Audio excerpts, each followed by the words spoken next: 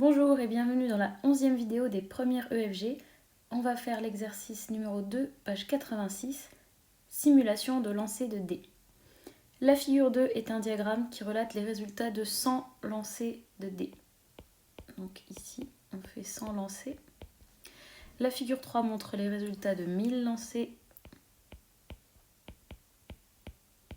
Et la figure 4, ceux de 10 000 lancers. Quel commentaire peut-on faire à propos de ces résultats? Donc, comme je vous disais dans la vidéo précédente, plus on fait d'expérience, plus on va se rapprocher de la théorie, de la probabilité théorique, disons. Donc, dans la première figure, quand on fait 6 lancers, on dirait qu'il est plus probable d'obtenir un 6. Alors qu'en fait, dans la vraie vie, on sait que c'est pas le cas. Mais avec 100 lancers,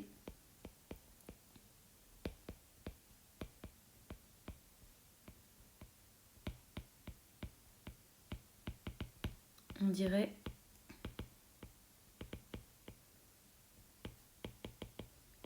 qu'il est plus probable d'obtenir 6.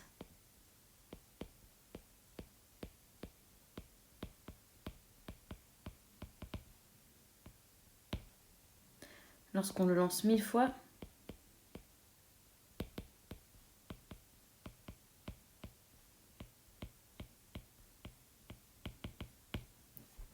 là on dirait que c'est le 1 et le 3 qui ont plus de chances d'apparaître.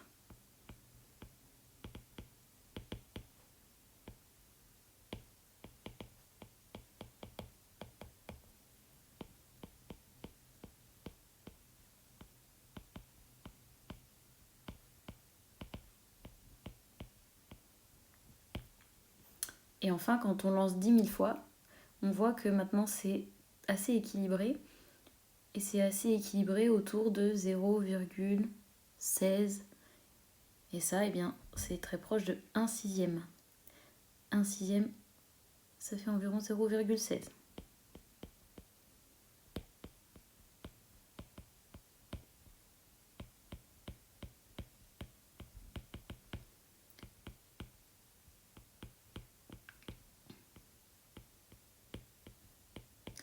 Donc ça s'équilibre autour de 1 sixième.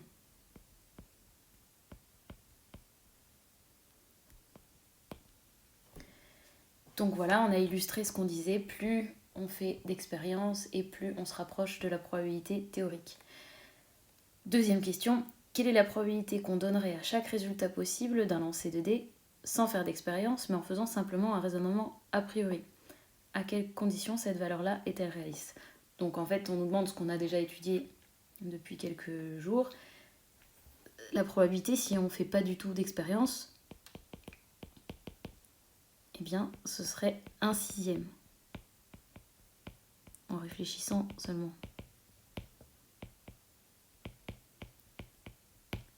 Et pour qu'en réalité, cette valeur soit réaliste, eh bien, il faut faire un très très grand nombre d'expériences. Donc, elle serait réaliste pour